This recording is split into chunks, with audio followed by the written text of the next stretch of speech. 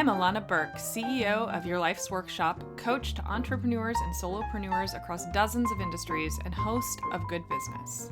With nearly 20 years' experience helping hundreds of clients create profitable, ethically driven, and sustainable businesses based on their life's work, I'm here to teach you how to do great work, make great money, and make a positive impact without feeling like you need a shower afterwards.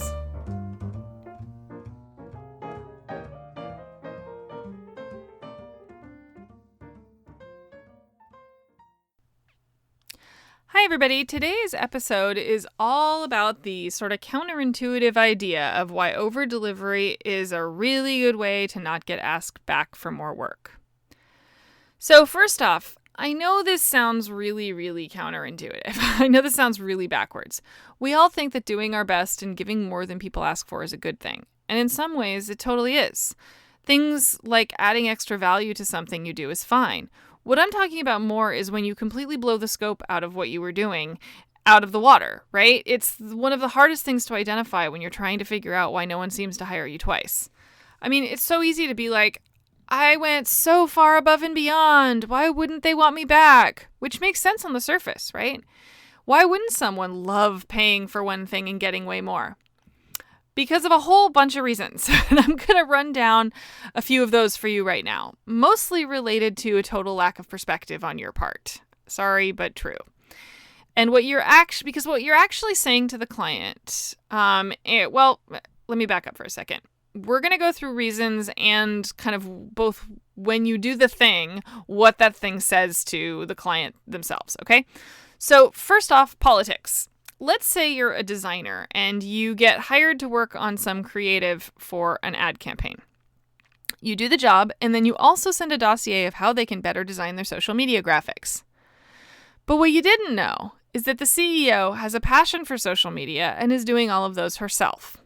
She now thinks your work is useless because you don't like something that she did, that she has a personal connection to. It has nothing to do with your work, but your misstep tainted your actual core work that you did get hired for, and now they don't want it at all because now they have the general bad feeling about you. Easy way to not get hired. So the second is boundaries. Let's say you're a writer who gets hired to work on copy for a company's homepage revamp. You deliver that, and you throw in some copy for their homepage and their services pages too, with an offhanded, once I get started, I just can't stop type of remark. So by doing that, you just told them two things. One, your time is not valuable at all. If you can do all of that in the same amount of time and under the same budget that one thing that they hired you for cost, why would they ever believe you when you say that your time is valuable? It clearly isn't. And second, you thought that their other copy was crap.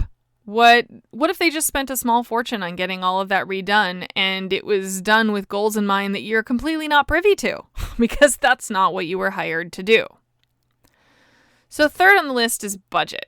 Let's say you're a social media strategist hired to manage just Facebook through a big new product launch that'll last 30 days, and you deliver content for the next 6 months. You have now made the client feel like they should really pay you for all that work, if they're like nice humans, right? But they can actually only afford the work they hired for. And if they're good humans, this will make them feel bad. A surefire way to never get called again. Even though they loved you and you loved them, and even though you're both like really super great people and your over delivery was because you wanted to help, you're actually putting them in a position to feel guilty and shitty because they can't afford to pay you more. They can't afford to pay you what you're worth, and they could afford to pay you for what they hired you for. So it's putting things out of balance, and good work requires energetic balance for success on both sides. Over-delivery is actually really manipulative. I know you don't mean to be, but it's true. It can make the hiring party feel like they're doing something wrong, either in their business or in hiring you. And since you are the thing that they can change to rebalance that power structure, guess what? They're going to rebalance the power structure and not hire you back and probably disregard the work that they did pay you for, which is shitty. You basically have prevented them from getting what they paid for. So it doesn't matter how good the work is. It doesn't matter how right you were. The only thing that matters about generosity is that generosity only works when it honors the boundaries set by those who are being offered it. If they wanted you to do more than they hired you for, they would have said so. Failure to honor those boundaries says that you don't respect them. You don't respect their boundaries. You don't respect the parameters of what they're asking you for. There's probably more to it than you don't realize. It says that you don't respect your own time. It says that you should have charged them less. It says that you're desperate and have too much time on your hands. And it says that you don't care what they want. You're trying to give them what they need without being asked for that. Instead, if you feel compelled to do more, do it within the scope of what you were hired for. Give an extra option than originally agreed upon. That's fine. Offer a free consult to talk about more ideas for other areas that might need some work. Send an appropriate gift to the person who hired you. Offer to do a proposal for future work, but don't actually do it until they give you a green light. Send them articles that will support them in deepening their thinking about the work you did for them. Do a really, really good job at the thing they hired you for, and they will ask you back to do more. That is how it works. Over-delivering will not do it. Giving more than you were asked to do will not do it. I promise you that.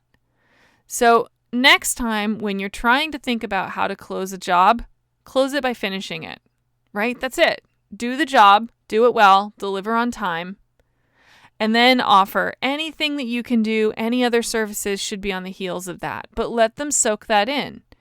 And if you're going to over-deliver, make what you were hired to do a little bit better. Not like a crazy amount better, not like 10 steps beyond what they asked you to do, but like a little more than what they expected. That's how you over-deliver and actually make it pay off. All right, everybody. Thank you so much for joining me today. I hope you all have a really great week. Bye. Thanks so much for hanging out with me today. For more information, visit thegoodbusiness.co or yourlifesworkshop.com.